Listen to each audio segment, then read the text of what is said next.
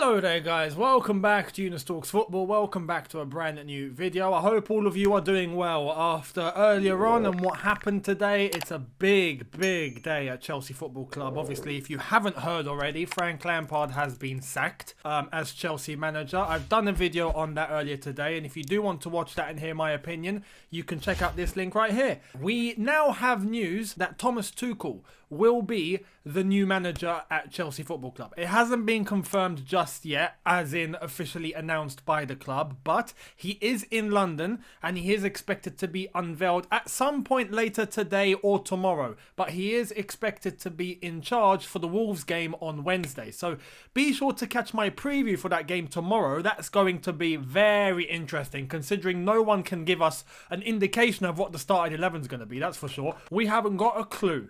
So it's going to get intense. Make sure you keep your eyes peeled. But obviously with what's happened earlier today, Frank Lampard being sacked, it's all come out now. We've had mad information from Simon Johnson, from Liam Toomey, from Matt Law in the Telegraph. There have been a couple of articles released that have given us information that these journalists just simply were not allowed to say whilst Frank Lampard was in a job, or voluntarily hesitated on in order to not try and create chaos, because the details that they've gone into have been extraordinary. This breakdown between Lampard, club, players, whatever it was, didn't just start last week. This has been going on since last season.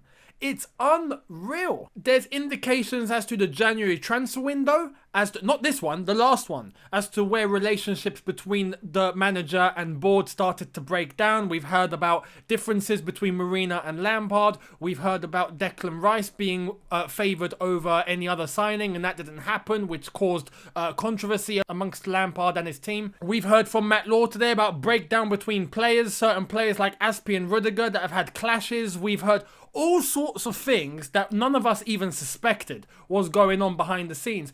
But this is what I'm talking about. We don't know the true details. So when you start seeing performances dip in the manner that it has, be sure to know that something behind the scenes has happened. That is always the indication. When you start seeing a really bad run of form come out of nowhere and plummet in the way that it did for us, be sure to know that things are happening behind the scenes that we don't know about, where it's having a negative impact. The articles went on to talk about Lampard not talking to certain players for months and not giving them any guidance because they weren't getting into the team. He just abandoned them. All sorts of things. It's unreal. Take a look at the Athletic article and take a look at Matt Law's Telegraph article that was released today.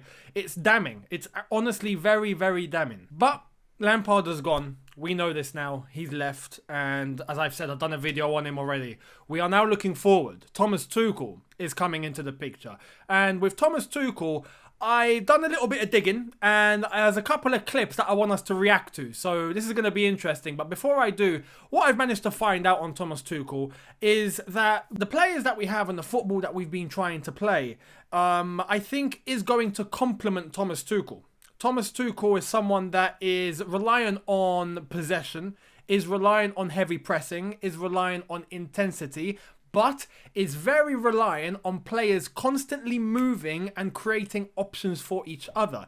It's nice to see when looking at the way Dortmund used to play under him and how PSG specifically used to play under him, that there would always be an option for one player on the ball, not just going in one way, but having multiple options to pass to, whether it's down the middle, through ball, onto the flanks, whatever, but catching oppositions out on transition, utilizing half spaces and creating multiple options for whoever is on the ball is something that I think we've all been screaming for with this Chelsea team under Lampard, and we don't get it. It's always to the flanks, cross the ball, to the flanks, cross the ball, and our midfield just seemed to be lacking in creating space and creating avenues for opportunities for other players to run onto. It was really frustrating. But Thomas Tuchel relies on that sort of football. Now, I'm not saying what he's done at PSG and what he's done at Dortmund is going to be identical to what he's going to do at Chelsea. That would be foolish because the players are different, the characteristics are different, the personalities are different, the circumstances are different, attributes are different. everything is different. You cannot just take one system from one team, take it to another team and say, yeah, it's going to work. No, because they're not the same players. And they're players that might not be suited to that system. You've got to find a system that complements the squad, that complements the team that you want to play. So Thomas Tuchel is going to have his work cut out, and good luck to him. I really, really hope that he can come in and revitalise this squad and revitalise this team. And by looking at a couple of things earlier on, I'm filled with a little bit of confidence that he will be able to come in and do just that. But obviously, in the meantime, let's put the tactical things to the side, because as I've just said, he needs to come in and understand the players that he has first. That is going to be the foundation for him. That is how he's going to try and build his base. Look at what's around him and try and create something from there. But what we're going to do is look at Thomas Tuchel as an individual, as a man, as a person, as a coach, and what he likes to do, what he likes to say. I've got a couple of clips here. They're not very long, but they give us an indication as to what he's about. So let's start off with this one, which is him talking about youth players. Take it away, Thomas. And how important is that for you to introduce young players? I think it's super important for every club to have this, and it's very important to give this opportunity to youngsters from the academy and to mix the group and always with youngsters and to challenge the group with the youngsters. And at the same time, it's super difficult for the youngsters in clubs like this, like one of the most famous, most popular clubs in Europe. I'm the first one to give them a hard time, but at the same time, they need to feel confident. If they feel in fear, if they feel like intimidated, you will never see their potential. Very important that it has to be like an orchestra. I like that. So far, I like that, which kind of, you know, I know a few of you were worried about how youth players were going to be used, or the players that we've brought up from the academy. Are they going to be used? Are they going to be abandoned? Like, what's going to happen to them? Well, it's clear that Thomas is going to definitely take them in consideration and look at how to complement them and how to make them feel confident and not intimidated, and make them feel comfortable with the tasks at hand and what they have to do. So that's good news for them. That's good news for the lads that have come through the academy that think, oh my God, Lampard's gone, I think I'm screwed. You're not. You're going to have an opportunity. Let's take a look at the next clip. So this is a continuation of the last one. Let's check it out. It has to be like an orchestra. Everybody has his role, and that you can tell the youngster, okay, today you do this. This is the moment to attack. This is the moment to defend. This is the moment to pass. This is the moment to dribble. This is your place. That he has a clear imagination of what to do. Because if you just put him in and let him play by intuition, I think it's too much for them. It's important that I think I always argue with a lot of my friends about that, and don't try and play other people's role. Obviously, you allow imagination. Yeah. But if you're trying to be 2 or 3 different things, it's not going to be successful. No, not at all. Not at all. And it's very important that we don't suppress creativity. In the opposite. But in your room, in your space, in that moment where you are protected, please find your solution. I will never tell Neymar what to do in a certain closed space, because he will find a solution I never dream about. I will never tell Kylian, why? Why should I? I will never tell Marco Verratti what to do. He will find a solution that I did not find, not even if I think about it. Fair play. Fair play there. And this is something that I think is going to be key, because this helps our midfield specifically. And I loved what he said in terms of players being able to understand when to attack, when to defend, how to own your space. And that is something that's crucial. How many times have we been caught, especially in midfield, where we've had all midfielders clamped up trying a ball chase? And that's going in the complete opposite of what Thomas is trying to say here. Little things like that. I think Thomas Tuchel is going to help. Fingers crossed anyway. We'll see what transpires when he arrives at Chelsea. But this so far is a very good indication of what he's about. This next clip is when he was managing at Mainz. Now, I haven't seen it, but I love the caption on this video. No idea what he's saying, but I'm all for it. Need to wake the Chelsea players up and get going. Let's check it out. Schon! Nach welchen Ideen spielst du hier Fußball? Du kommst ins Training und du machst nur, was du willst. Es ist kein einziger Ball dabei für unser Spiel. I don't know whether to be motivated or scared. Hier noch ein Trick, da noch ein Trick und hier noch eine Idee. Und keine einzige klappt davon. Mir steht's hier oben, ehrlich. Jeder spielt den Ball tief, aber du hast eine bessere Idee. He's fuming. Klappt auch riesig. Hier könnte Wow. Wutreden. schon. Wow. It's nuts. It's absolutely mental.